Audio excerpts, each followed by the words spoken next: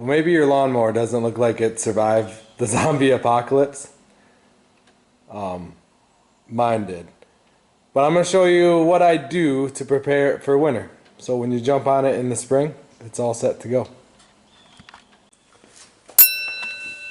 So I like to let it run for a little bit and get the engine oil warmed up so that it flows better.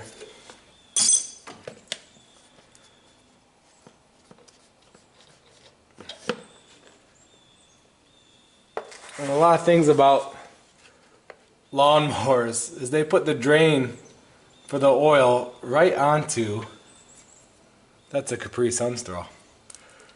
They make it so it dumps right onto your frame and all over the place and all over your deck. So what I did, if you can see this, is I got a pipe nipple. I think this is a 1/4 inch. It's probably 3/8 pipe nipple and then a 90 here. So then it jumps out and then I don't have to get it all over the frame and it pours nice and neat like that. Uh-oh. There's a hole in this container. Dang it. Ooh.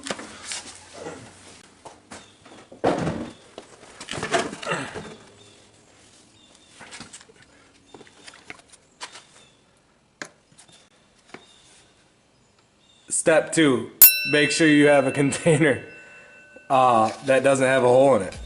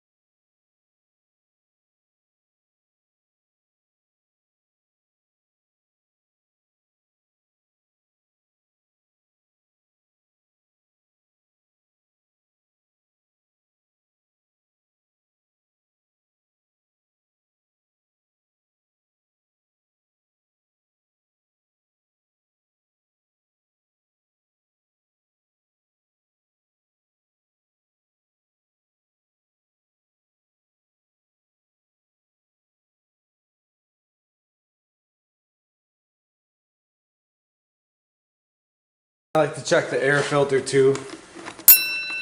Make sure that looks good so you're ready to run in the spring. So this mower is kind of called Franken mower. Yeah. And we got some crud there.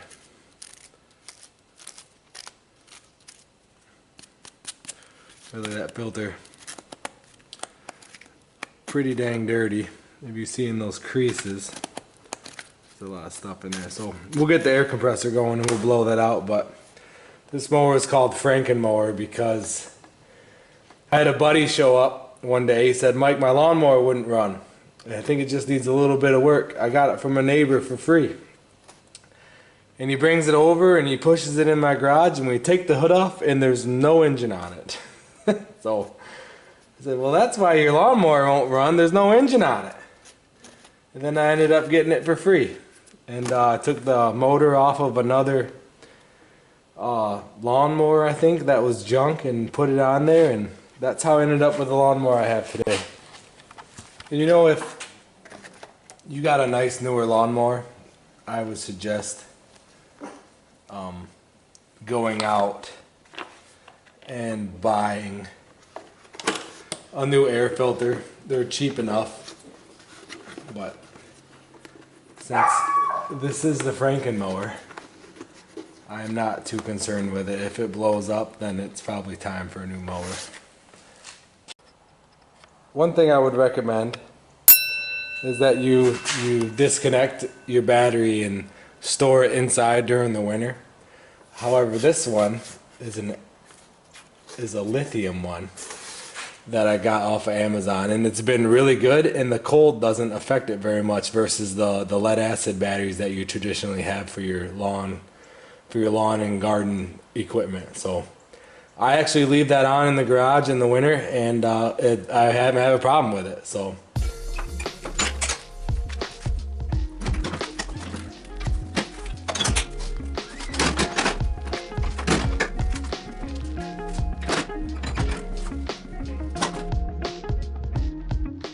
I have to get these rings pulled out and away so I can drop the deck down, which I've done, but I want to show you that's hard on your fingers sticking in there and pulling on it. So what a trick that I do, this is just weed whacker line, and what you do, and this works for springs as well, feed that line through there, and then you can wrap it up in your hand, and it's a lot easier to pull.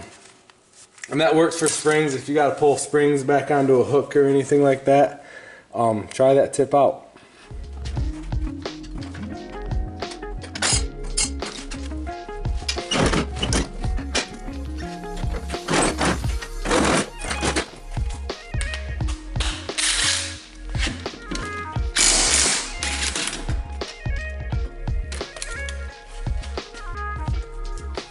So next thing I'm going to do is sharpen up my blades, which these really aren't too bad. I mean, they're pretty blunted, but I'll just match this angle with my grinder and then come on the back side, lay it flat, and just take the burr off of that edge. And I'll do that to all the blades.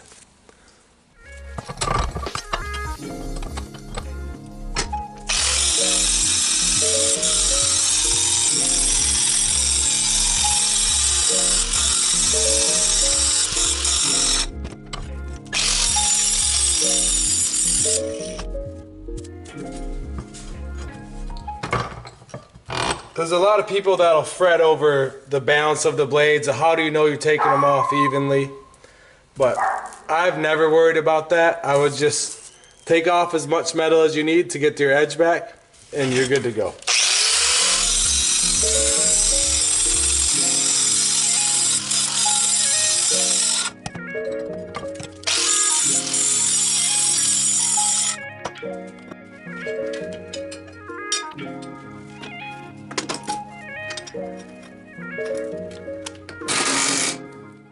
I always like to do one blade set at a time in case I get confused with how the blades sit, and then you always have one to reference.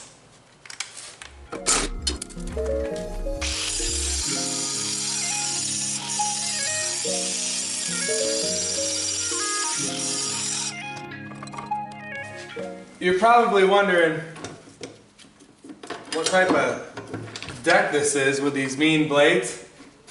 It's a piranha deck. And yes, it's illegal in all 52 states.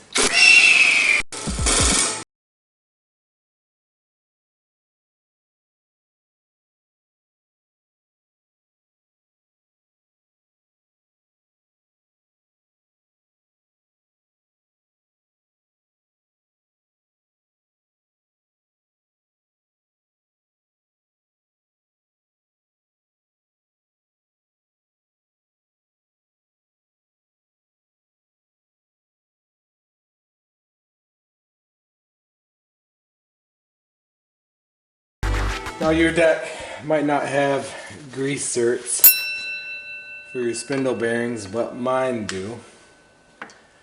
So we're just going to give it just a couple shots each.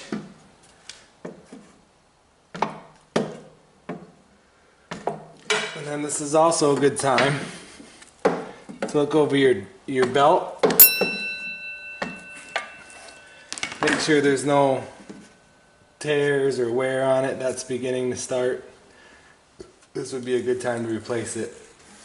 And because this can get confusing with how your belt lays out, your best tool is your cell phone. Take a picture of it before you take it apart, and that'll be a good guide for you to how to put it back together.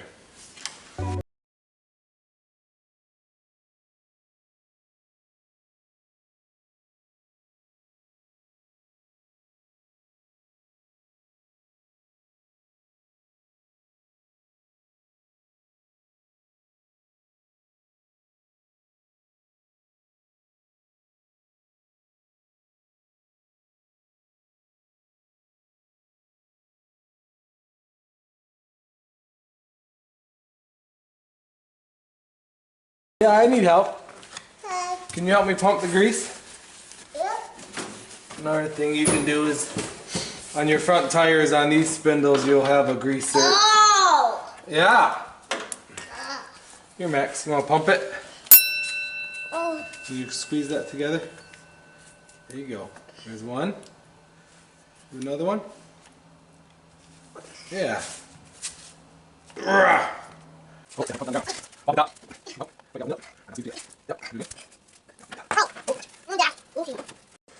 And really, guys, so we did change the oil and filter, sharpen the blades, check the belts, put grease where it needed grease.